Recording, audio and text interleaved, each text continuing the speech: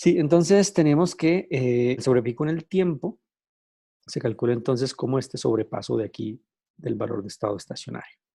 Y tiene una relación con el zeta de esta manera. Ya la habíamos revisado un poco en sesiones anteriores. El sobrepico en el tiempo con el zeta se relaciona así. Resulta que también hay se puede, vamos a llamar a la existencia de este fenómeno en la frecuencia. Existe un sobrepico en la frecuencia también. Entonces, es decir, vamos de una asíntota de bajas frecuencias, luego sube un poco la respuesta en frecuencia y luego vuelve a bajar.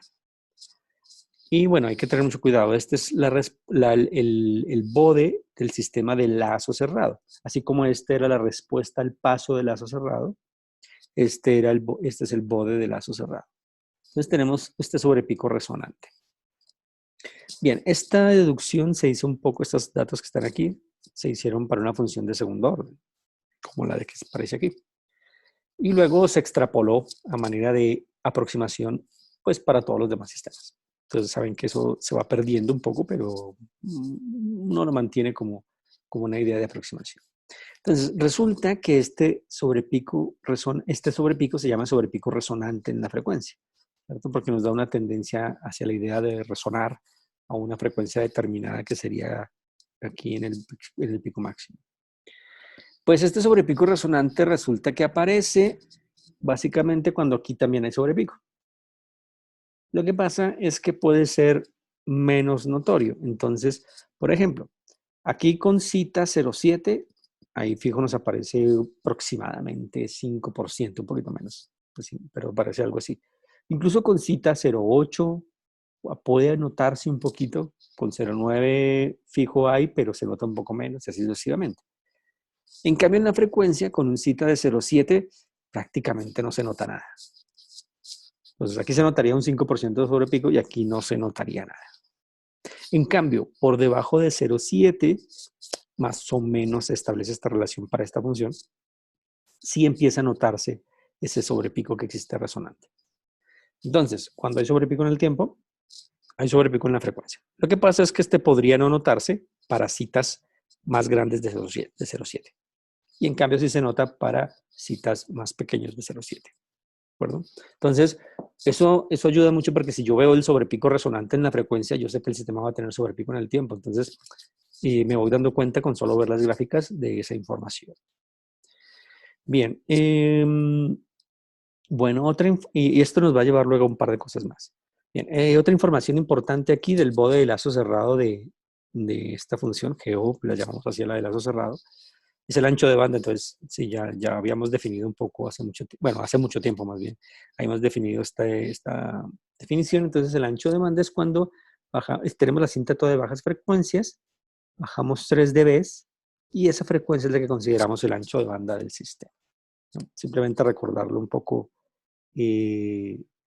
porque vamos a dar un par de conjeturas con respecto a eso. Bien. Luego viene la idea de, bueno, ya tenemos margen de fase y margen de ganancia. Y la pregunta es, ¿cuándo son grandes? ¿Cuándo son pequeños? Luego, para poder establecer cuánto quiero de margen de fase y margen de ganancia. Entonces, es un poquito para establecer esas relaciones. Entonces, partiendo de una función de segundo orden, otra vez una aproximación. Por ejemplo, un margen de ganancia de 10 decibeles y un margen de fase de 45 grados suele darme un sobrepico resonante de 1.3. Es decir, cuando tengo 10 dB y 45 grados, el GO tiene un pequeño sobrepico que es de 1.3. En cambio, si yo pongo unos márgenes más grandes, 12 dB y 60 grados, entonces miren que crecieron los dos, entonces casi no hay sobrepico. O sea, casi no se nota nada, casi no se nota nada del sobrepico en este bode. Entonces, si aumento los márgenes de robustez, casi no hay sobrepico. Si los disminuyo, empiezan a aparecer los sobrepicos. ¿De acuerdo? Esto nos ayuda a tener una sensación con respecto a las cosas que vamos obteniendo. Incluso con cosas que hemos visto en los diseños anteriores del lugar de las raíces y todo eso. Si un sistema resulta que tiene mucho sobrepico y muchas oscilaciones, esos sistemas suelen tener pequeños márgenes de fase, pero pequeños márgenes de robustez, si los márgenes son pequeños.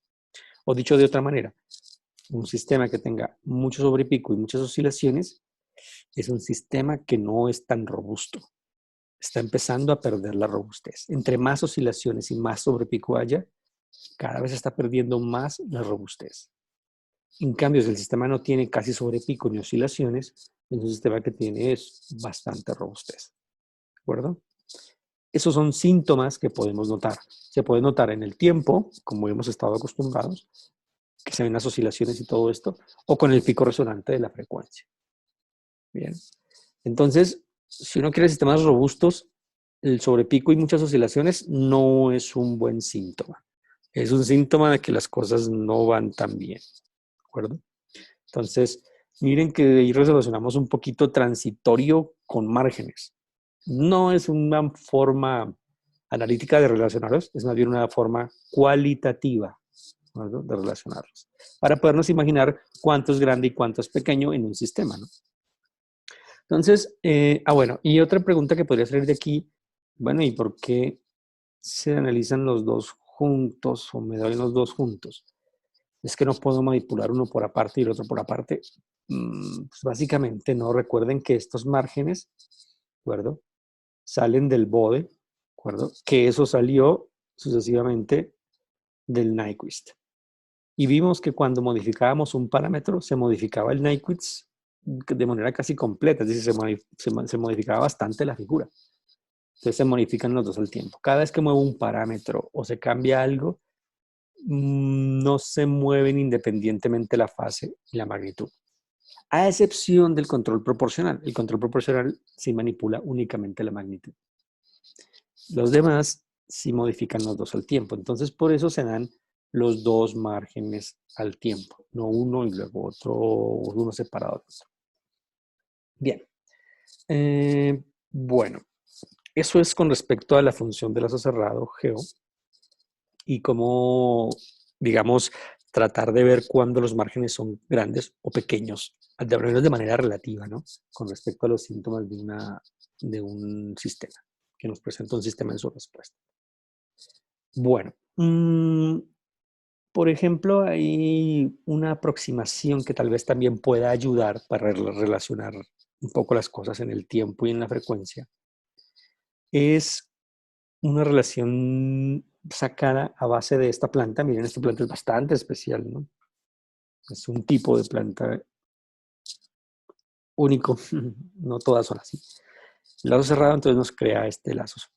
Para este sistema, entonces trataron de mirar cómo se relacionaba el margen de fase, aquí llamado como phi sub m, y el zeta. Entonces, para este sistema, sacaron que la relación era esta ecuación. No tenemos que aprendernosla. Entonces, dijeron que la relación era toda esta ecuación para este sistema en especial. Y entonces hicieron una gráfica de esto de aquí. Y esa gráfica salió más o menos esto. Claro, entonces cuando ven la gráfica dicen, bueno, pues es una curva por acá, pero de aquí hacia atrás es casi una recta, más o menos. Entonces miren, aquí es un 10, este es, perdón, el eje X es el margen de fase y el eje Y es el coeficiente de amortiguamiento, el zeta. Entonces miren, este es un 10 y esto es 0.1. Esto es un 20, esto es 0.2. Esto es un 30, ¿cierto? 40, 50, 0.5. No es tal cual, pero parece una línea recta, que sería esta. ¿De acuerdo? Entonces, 100 veces el zeta, eso para este sistema aproxima a el margen de fase. ¿De acuerdo? Entonces, miren que la aproximación incluso no es exacta para este sistema. Claro, para otros sistemas es mucho menos exacta. En conclusión, esta aproximación es bastante mala, pero se suele usar como un inicio, ¿de acuerdo? Si uno no sabe qué va a poner, qué quiere poner, entonces eso sirve como un inicio.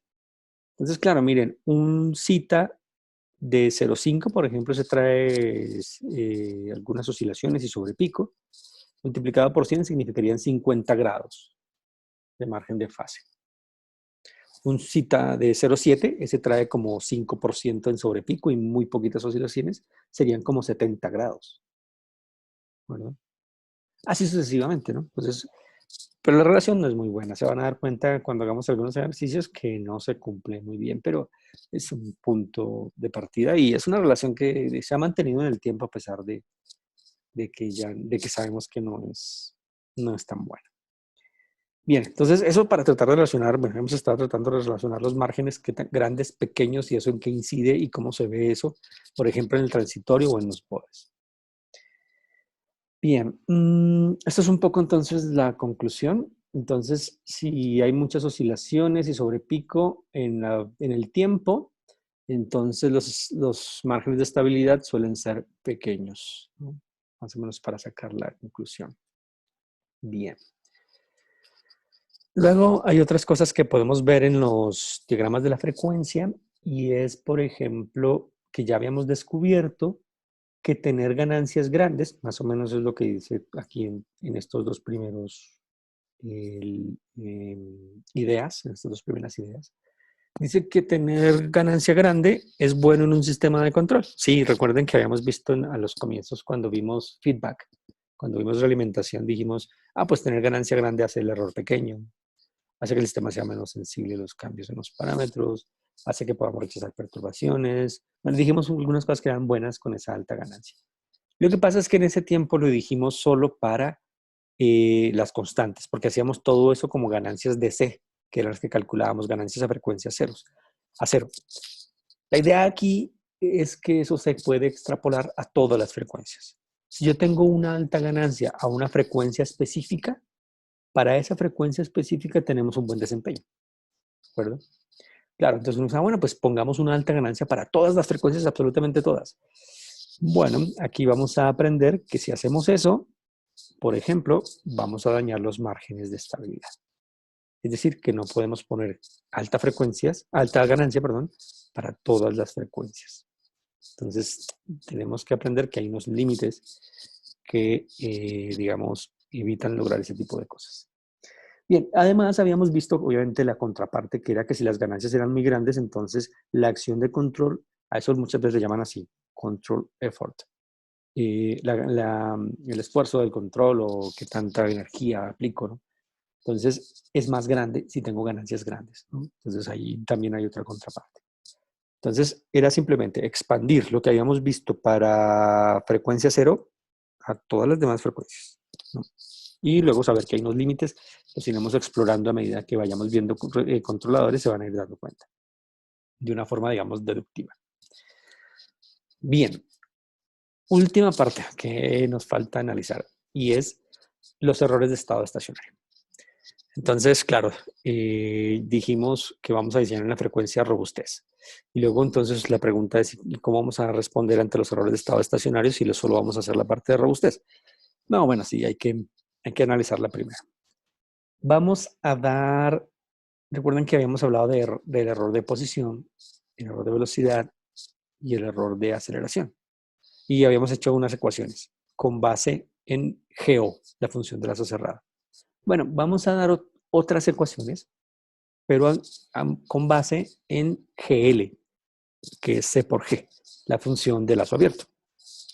Entonces, no es que las ecuaciones de antes ya no sean válidas, no, siguen siendo válidas, pero ahora vamos a dar otras ecuaciones que incluso de pronto algunos podrían encontrar que son incluso más fáciles, sobre todo de recordar que las anteriores. Pero dan el mismo resultado, o sea, les tienen que dar exactamente el mismo número en cuanto a los cálculos de los errores de estado estacionario. Bien, resulta que vamos a hacerlo entonces en dos pasos. Primero vamos a tener que calcular unas constantes. Luego de que calculemos esas constantes, ya podremos calcular los errores. Entonces vamos a ver cuáles son esas constantes. Estaban ahí, pero vamos a deducirlas. Entonces, por ejemplo, tenemos un sistema de realimentación unitaria, recuerden. Entonces, recuerden que la función de transferencia de R hasta E en un sistema de realimentación unitaria es 1 sobre 1 más C por G. Bien, con eso empecemos con el error de posición. Para el error de posición, entonces, usamos una referencia que es de este estilo, 1 sobre S. Bien. Entonces, tomamos nuestra ecuación del error, nuestra función de transferencia del error, y lo multiplicamos por esa función que es el paso. Entonces, aquí está. Aquí nos queda multiplicada. Y calculamos el error de estado estacionario directamente. Entonces, recuerden que hacíamos un procedimiento medio similar antes. Pero bueno, aquí vamos a llegar a otra cosa. Entonces, aplicamos el teorema del valor final. Entonces, para conocer el valor final en el tiempo de una función, podemos utilizar su función en Laplace. ¿Cómo?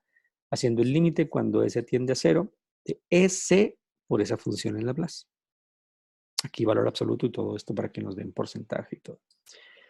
Bien, entonces hacemos el límite cuando S tiende a 0 de S por toda nuestra función. Entonces la ponemos acá. Y noten entonces que esta S se cancela con esta de acá. Bien, entonces nos queda este siguiente de aquí. Y hacemos el límite cuando S tiende a 0. Miren que este 1 de arriba no depende de S. Este tampoco. Y la única parte que depende de S es esta. Entonces vamos a definir esta parte como la constante del error de posición. Límite cuando S tiende a 0 de C por G. Entonces este pedacito es la única parte que depende de S y calculado como este límite, entonces le llamamos la constante del error de posición. Entonces, una vez podamos calcular la constante del error de posición, calculamos el error de posición ahora sí, como 1 sobre 1 más Kp, o sea, 1 sobre 1 más esto que es el límite, que es Kp. ¿De acuerdo? Entonces, primero calculamos esto y luego sí calculamos el error. Entonces, nos queda el límite cuando S tiende a 0 de C por G. Bien. Hacemos entonces lo mismo para el error de velocidad. Entonces, aquí la diferencia es que la R es 1 sobre S cuadrado. ¿De acuerdo? Que es una rampa. Entonces, aplicamos la R a nuestra función de transferencia. Nos queda esto. Y hacemos exactamente lo mismo. Teorema del valor final. Límite cuando S tiende a 0 de S por E de S. Es decir, de S por todo esto de aquí. Claro, como nuestra referencia ahora es una rampa, entonces esta S no cancela todas las S de aquí, entonces solo cancela una. Entonces me queda una S multiplicando a estos dos, entonces me queda de esta manera. Bien. Esta parte no depende de S, pero esta sí. Pero miren que el límite de este pedacito es sencillo porque es 0. Límite de S, cuando S tiende a 0, pues es 0. En cambio este, como todavía no sé quién es C y G, lo dejo planteado como mi constante de error de velocidad. Entonces, constante de error de velocidad es igual al límite cuando S tiende a 0 de S por C por G.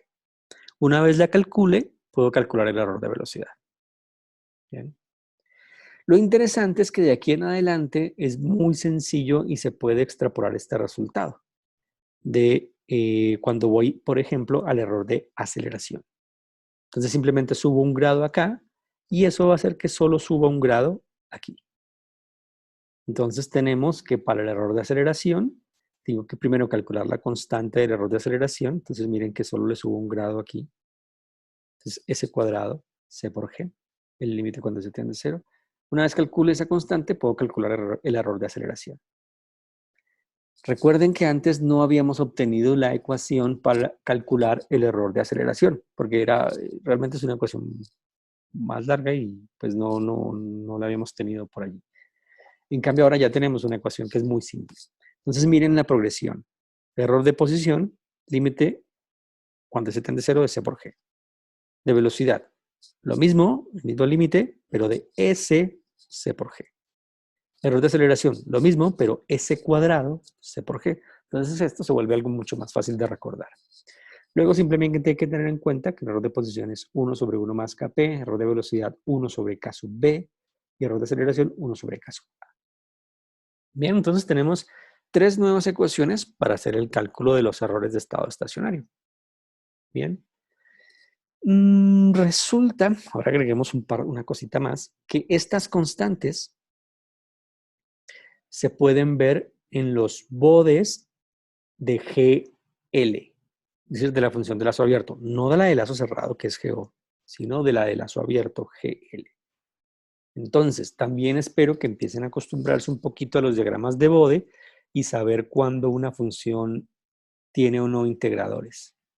Por ejemplo, esta función de aquí sería una GL dada, ¿cierto? No tiene integradores. ¿Y uno cómo sabe eso? Porque la asíntota de bajas frecuencias es plana.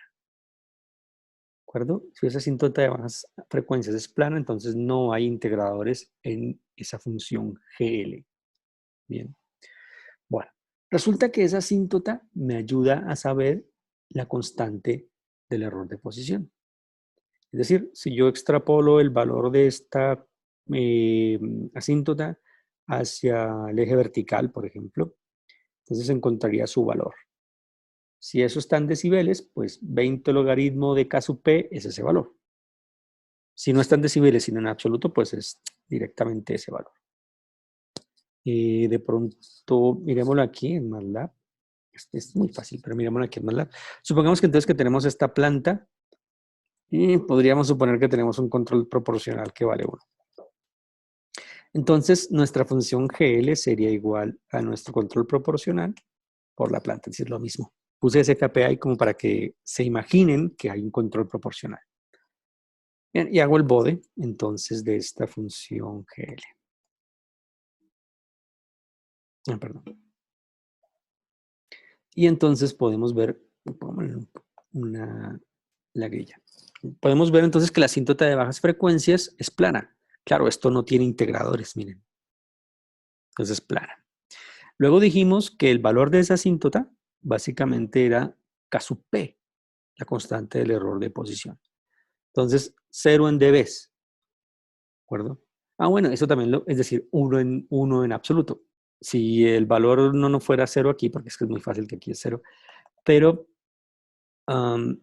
podemos cambiarle la magnitud, le damos doble clic a la gráfica, aquí me cambió de pantalla, pero no se preocupen por eso. Le decimos magnitud absoluta, lo mantenemos en escala logarítmica. Listo. Entonces aquí ya está en absoluto. Y entonces podemos ver ahí que la magnitud es 1 en absoluto. Pues ya sabíamos porque eran 0 dB. Pero por si acaso ven el bode y no saben cuánto es ese valor, no es 0 dB, sino es otra cosa, entonces pueden mirarlo así. Es decir, K sub P vale 1. ¿De acuerdo?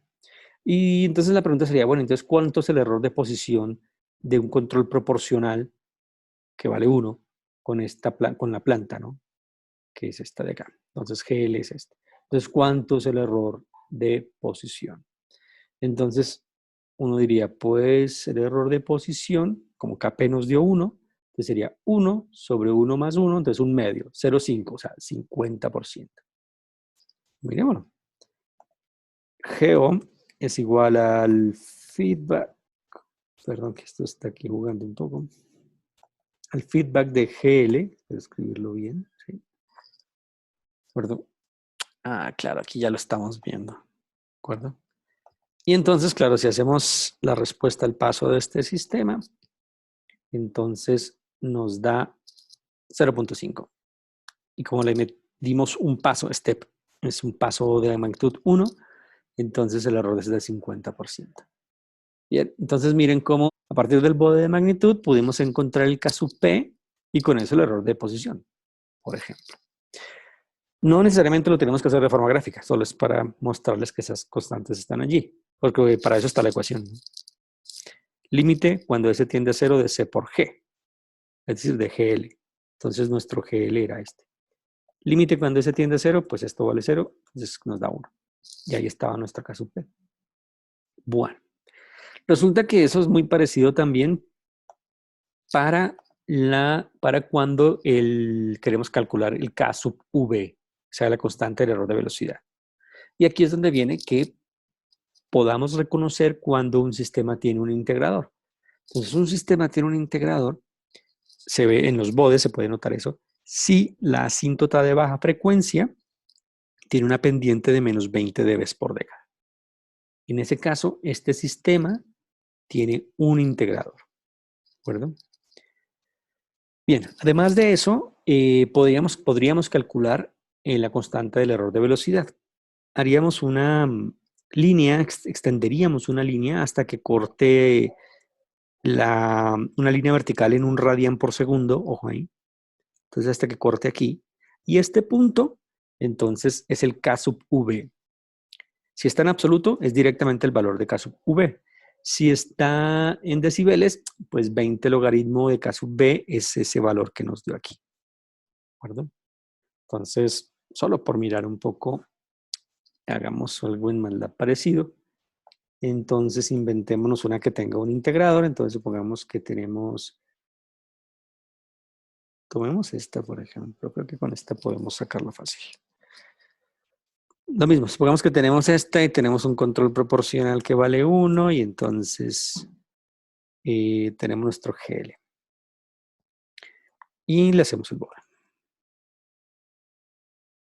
Entonces, noten ahí que tiene entonces nuestra pendiente. Miren que aquí es 10 a la 0, esto es 1. Una década atrás, 10 a la menos 1. Entonces, tiene 20 dB, es decir, tiene menos 20 dB por década, ya que va bajando así. Entonces, tiene un integrador su asíntota de bajas frecuencias. Tiene un integrador porque notamos que hay una asíntota de bajas frecuencias a menos 20 dB por década. Entonces, eso es lo que nos sugiere esto y pues ya lo sabíamos, ¿no? Entonces, gráficamente lo podemos reconocer. Entonces, quiero que se acostumbren también un poquito a eso. La siguiente es lo de la constante del error de velocidad.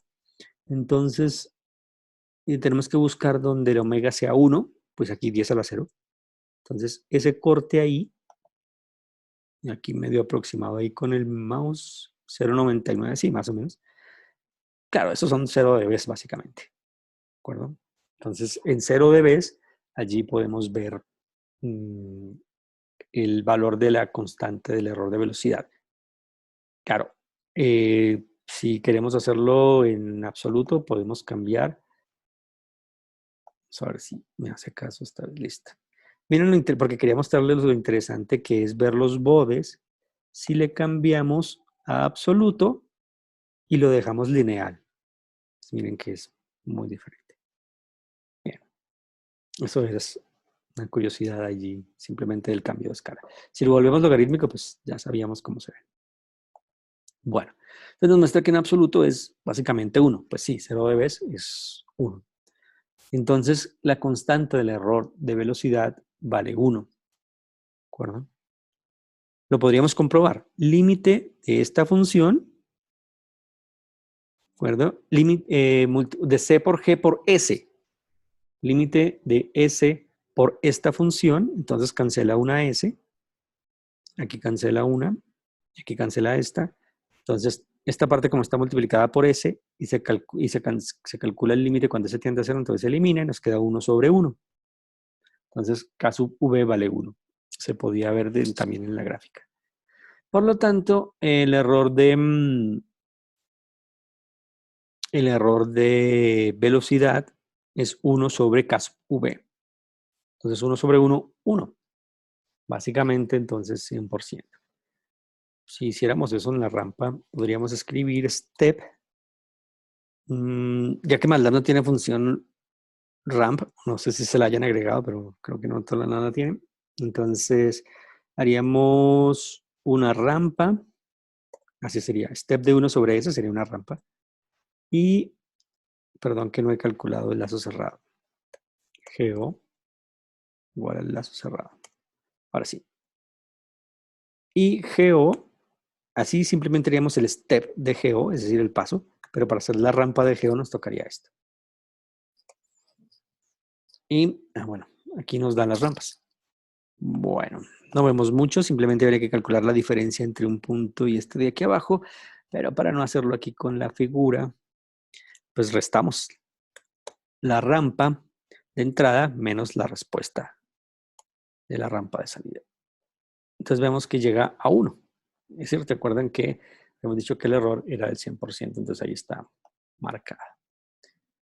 Bien, entonces con eso hemos, digamos, visto un poquito que esas constantes se pueden ver en los bodes, digamos de alguna manera. Entonces, Y también acostumbrarnos a cuando en los BODES un sistema tiene integrador o no tiene. Bien. Recuerden que eso tiene que ver con el tipo de sistema. Sistema tipo 0 no hay integradores.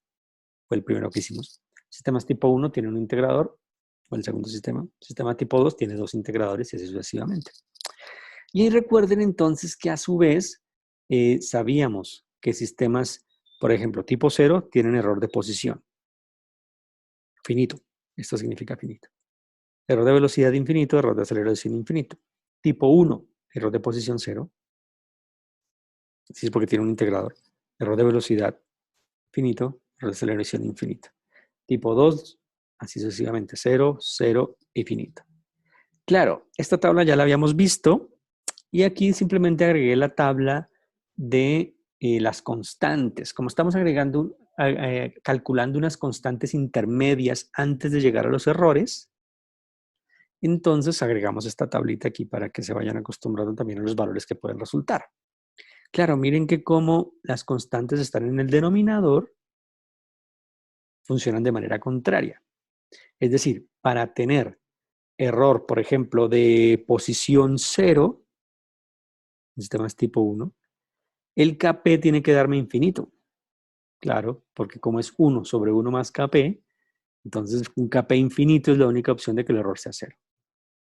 Bueno, pero no vayan a confundir este Kp con el control proporcional que a veces llamamos K sub P. No, esta llamamos la constante del error de posición. ¿Vale?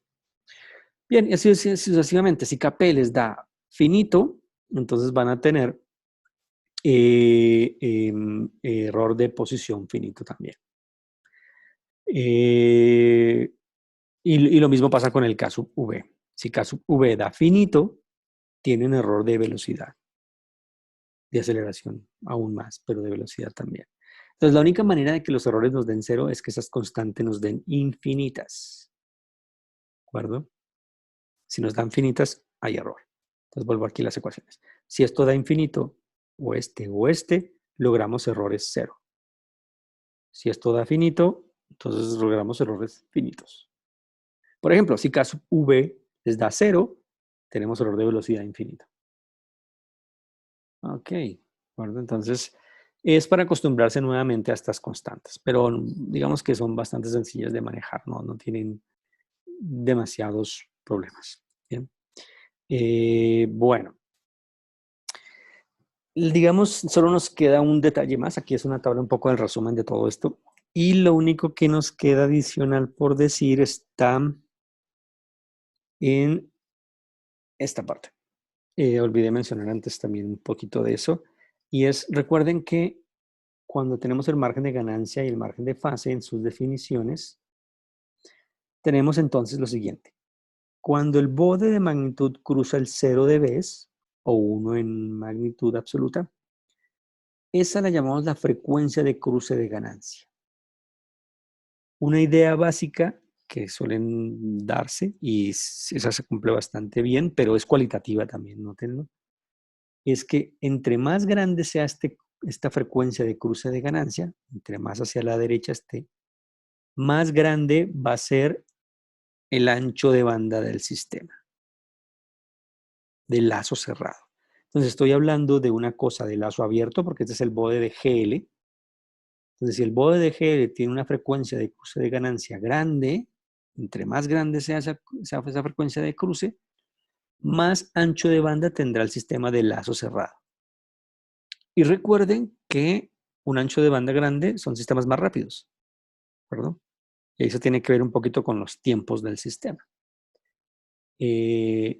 Con eso más o menos logramos dar unas ideas cualitativas por ese lado y otras cuantitativas por el lado de los errores, ¿no? Entonces, resumen. Tenemos entonces nuevas ecuaciones para error de posición, velocidad, aceleración. Eso es cuantitativo, los podemos calcular. Bien. Cualitativos. Entonces, tenemos que cuando hay sobrepico en el tiempo, hay sobrepico resonante. Recuerden, un poquito menos notorio, pero lo hay. Y las márgenes de ganancia y márgenes de fase se relacionan con esos sobrepicos de tal manera que si los márgenes son grandes, hay menos sobrepico, menos oscilaciones. Si los márgenes son pequeños, hay más sobrepico, más oscilaciones. Y la última es la idea de la frecuencia de cruce de ganancia. Entre más grande sea la frecuencia de cruce de ganancia, más ancho de banda tendremos y entonces eso modifica los tiempos del sistema, por ejemplo, el tiempo de elevación y el tiempo de asentamiento. ¿De acuerdo? No los dos de una manera que podamos saberlos exactamente, pero cualitativo. Entonces esas últimas partes son cualitativas. Bien. Entonces la idea es acostumbrarnos un poco a estas nuevas ideas. Miren que no podemos, entonces no vamos a poder definir el transitorio. O sea, va a ser muy difícil que me digan, se podría, ensayo y error, ¿no? Pero no tengo una ecuación que me ayude a aproximarme. Que me digan, quiero un tiempo de asentamiento de tanto. Bueno, este método no nos va a dar eso directo. Tocaría mucho ensayo y error porque lo único que vamos a poder hacer directamente son los márgenes de fase y margen de ganancia, ¿no? Entonces, ellos no nos definen directamente los tiempos. Entonces, sí, no vamos a poder trabajar directamente el transitorio, solo vamos a poder trabajar directamente la robustez. Bien, y algunas veces me hacen las preguntas con respecto a, por ejemplo, bueno, y si voy a poner robustez, ¿por qué no hago el sistema pues extremadamente robusto? Todo lo más robusto que pueda, o sea, un margen de ganancia y margen de fase es lo más grande que pueda. No necesariamente es bueno, porque a veces mucha robustez, generalmente, ¿no? Mucha robustez hace que los sistemas sean un poco, ¿cómo se podría llamar? Sin acción, lentos, sin forma, como que no reaccionan rápidamente, ¿no? No tienen reacción ante las perturbaciones, por ejemplo. La referencia la siguen lentamente. Sí, el sistema es muy robusto, pero no responde bien con respecto al desempeño, ¿no? De referencias y perturbaciones. Bueno, entonces me tocaría que disminuir la robustez para lograrlo. Sí. Entonces todo se vuelve como un balance. Entonces tengo que hacer un equilibrio entre robustez y desempeño. Porque generalmente, recuerden, entre más desempeño quiero, tengo que subir como las ganancias del sistema. Eso fue lo que nos dio al comienzo. Pero si subo demasiado las ganancias del sistema, generalmente entonces empiezo a perder la robustez. ¿De acuerdo? Y ahí vamos a hacer un ejemplo muy pequeñito, apenas básico de un sistema. Vamos a suponer, por ejemplo, que tenemos un sistema, supongamos, de segundo orden, que habíamos trabajado pronto anteriormente. Este podría ser. Entonces, vamos que tenemos esta planta, perdón, de tercer orden. Tenemos esta planta, entonces tenemos ese cuadrado, ese más 5, ese más 1. Y podríamos dibujar el bode de esa planta. Perfecto. Bien, entonces tenemos este bode. Entonces miren que la asíntota de bajas frecuencias nos insinúa el integrador, que sí hay, ¿no? Que ya sabemos que sí está. Bien, entonces podríamos calcular esa planta solita, qué márgenes tiene. Eso significaría, hablando de control, un control proporcional de valor 1, ¿de acuerdo? ¿Qué márgenes de estabilidad me dan? Si quieren lo hacemos por ese lado para que no se pierdan que hay un controlador. K sub P igual a 1, control proporcional. Entonces GL es KP por G. Hacemos el bode de GL como es debido. Listo, ahora sí tenemos GL aquí. Y miramos los márgenes de estabilidad. Y a la vez, perdón, pongo aquí el grid. Nos dice margen de estabilidad 23 dB. Y el de magnitud o el de ganancia. Y el de fase 65. Esos son bastante grandes, son buenos márgenes. ¿De acuerdo? Entonces, perfecto. Entonces, digamos que un control de proporcional con KP igual a 1 nos da eso. Pero digamos que esto también me da un cierto error de posición, sería 0 porque tiene un integrador. De velocidad da finito, precisamente porque solo tiene un integrador. ¿Cuánto es el error de velocidad. Entonces recuerden que calculamos primero la constante del error de velocidad. Sería S, si quieren la pongo aquí para que la recuerden. S por C por G y sacarle el límite cuando S tiende a 0. S por G de L y le sacamos el límite cuando S tiende a 0. Es decir, S por esto y le sacamos el límite cuando tiende a 0. Es decir, esta parte no va a afectar. Esto se convierte en un 1 cuando multiplica aquí por la S. Entonces, 2/5. Esa sería la constante del error de velocidad. Lo invertimos porque el error de velocidad es 1 sobre esa constante, entonces son 5/2, que es 2.5. Pues tiene un error más o menos grande. 5/2, ¿no? Es decir, 2.5, o sea, 250%. Bien. Aumentemos el K sub P. Entonces, digamos que no nos gustó el asunto y decimos, bueno, K sub P es igual a 10. No nos gustó el error de velocidad, entonces volvemos a calcular GL. Bien. Otra vez, constante del error de velocidad. En este caso serían 5/20. Perdón, 20/5, perdón, 20/5. Y el error de velocidad serían 5 sobre 20. Ah, ok, ahora las cosas ya nos dieron que al aumentar el K sub P a 10, el error ahora solo es de 25%. Antes nos había dado 250%. Sí, este tipo de cosas ya las habíamos visto, que aumentar las ganancias disminuían los errores de estado estacionario, por ejemplo. Incluso puede hacer los sistemas más rápidos. Miremos qué le pasó a la robustez. Entonces, congelemos un momento en la gráfica que está ahí puesta. Y hacemos el bode, entonces, de nuestro nuevo GL. Y tenemos esto. Entonces, recuerden, subimos el K sub P de 1 a 10. Es decir, subimos 20 decibeles. Entonces, esta gráfica azul es de Kp igual a 1. Ahora Kp es igual a 10, es decir, la subimos 20 dB y nos da la roja. Bien. La fase, ¿por qué no se modifica? Pues porque nuestro controlador es extremadamente simple, es una constante. Y al mover esa constante, la fase no cambia, ¿no? La fase de esa constante es 0, porque es un número real positivo. Entonces la fase siempre es la fase de Kp igual a 1 es 0. La fase de Kp igual a 10 es 0. Entonces no modifica la fase del sistema. Bien, pero miren que al subir el bode de magnitud ocurrieron varias cosas. Vamos a darle aquí un poco más grande porque es importante que lo vean. Y ahora sí se nota un poco más. Pues miremos la azul otra vez. Venía aquí frecuencia de cruce de ganancia. Perfecto. Aquí abajo nos queda el margen de fase. Ahora, ¿qué pasó cuando esto subió? Que la frecuencia de cruce de ganancia se movió hacia la derecha. Entonces el nuevo margen de fase me queda por acá. Claro, es mucho más pequeño porque la distancia del 180 se disminuyó. ¿Sí lo notan? Antes eran 65,2 y ahora solo quedan 8.9 grados. Entonces se disminuyó bastante. ¿De acuerdo? Entonces, esto es muy poquita robustez. Ahorita podemos hacer la simulación del step para que veamos si realmente cambiaron las oscilaciones y el sobrepico como dijimos.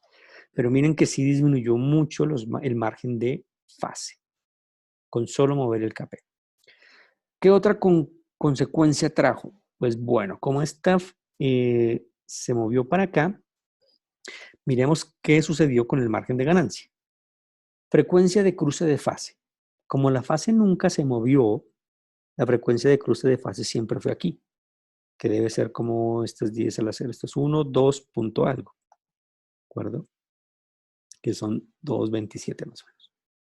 Entonces, como la frecuencia de cruce de fase no se movió, entonces siempre podemos calcular el margen de ganancia en esta frecuencia. Pero como la roja subió, ahora hay mucha menos distancia entre el bode y el 0 dBs. Todo porque la roja subió, es decir, el KP aumentó. Entonces antes teníamos un margen de ganancia de 23.5 y ahora tenemos un margen de ganancia de 3.52. Se disminuyó bastante, ¿de acuerdo? Es más, si seguimos aumentando nuestro caso P, entonces este rojo puede pasar incluso más para allá en la frecuencia de cruce de ganancia y el margen de fase darme negativo. Y el margen de ganancia, como esta roja quedaría más arriba aún, darme negativo los dos. Eso significa inestable. Bien. Ok, entonces, digamos, aumentamos el KP hasta 10 y los márgenes se disminuyeron drásticamente. Básicamente, se considera que este sistema, para irlo a implementar en el laboratorio, no sería buena idea. Este que tiene 3.52 dBs y 8 grados, 8.9 grados. Es muy poco. ¿De acuerdo? Se quedó muy poco. Y como el laboratorio, la planta no va a ser igual, posiblemente no funcione. Bien, verificamos el lazo cerrado. Entonces, calculémoslo así. Kp1 por G. Esa era la primera. Y este llamémoslo el GO1. Y el GO2, entonces, era Kp10. Y entonces nos queda este otro. Bien. Y hacemos una nueva figura. Y hacemos entonces el step de las dos. Bien, y entonces ocurre un poco lo que habíamos predicho con algunas ideas, con conceptos teóricos, y es que, bueno, cuando KP vale 1, los márgenes están bien, no se ve mayor cosa, se ve un poco sobre pico, no hay muchas oscilaciones, o sea, claro, eran márgenes de 60, recuerdemos otra vez, 65 y 23, esos son bastantes. Pero cuando disminuyeron a 8 grados y 3.5 dBs, miren, el sobrepico ya es casi 80%, 75%, y las oscilaciones que son bastantes. Entonces miren cómo a partir de la respuesta al paso podemos ver que el sistema rojo tiene unos márgenes mucho menores que el sistema azul. Bien. Entonces, digamos ahí recopilando un poquito lo que hemos dicho. Otra cosa que a pesar de que sabemos que tienen muy poquitos márgenes y no deberíamos implementar este rojo, miren que como la frecuencia de cruce de ganancia se movió de aquí hasta aquí, entonces el ancho de banda debería ser más grande. ¿Cómo lo vemos aquí? Pues los tiempos. Pero ¿cuáles tiempos? Entonces sí, ahí viene un poco un juego entre el tiempo de elevación y el tiempo de asentamiento. El tiempo de elevación definitivamente se hizo más rápido, pero por las oscilaciones, el de asentamiento no se hizo más rápido. Miren el tiempo de asentamiento de la roja y el del azul. Pero el tiempo de elevación sí se hizo más rápido. Echemos ahora una última mirada, pero a los bodes de lazo cerrado. Miren que ahorita estamos haciendo todo con los bodes de lazo abierto. Entonces hago los bodes de lazo cerrado de G0, GO1, perdón, y GO2. Y aquí se ven. Vamos a tratar de poner casi todo junto. Ya. Entonces miren que la azul tiene un pequeño sobrepico en el tiempo. Miremos cuánto es. 3.75%. Y en cambio aquí no se ve casi. O no se ve. Ahí no se alcanza a ver que haya sobrepico. Entonces eso es lo que decíamos, ¿no? Si hay sobrepico aquí, aquí también. Pero es que como es tan pequeño no se nota. Vale. En cambio, miren que la roja sí tiene este sobrepico resonante. Bien. Y obviamente podemos ver que el ancho de banda de la roja, que sería como los 3 dBs por aquí, más o menos, menos 387, me pasé un poquito, con respecto a los 3 dBs de por acá, pues tiene más ancho de banda la roja. Entonces, sí, la frecuencia de cruce de ganancia más grande, pues sí hay más ancho de banda. Lo que pasa es que tiene muy poquitos márgenes y eso no lo vamos a poder usar. En condiciones normales, y bueno, en otras condiciones, si hubiera dado buenos márgenes, simplemente sí la podríamos usar porque es más rápida o cosas de ese estilo. Pero en este caso, porque los márgenes son demasiado pequeños, no los podríamos usar.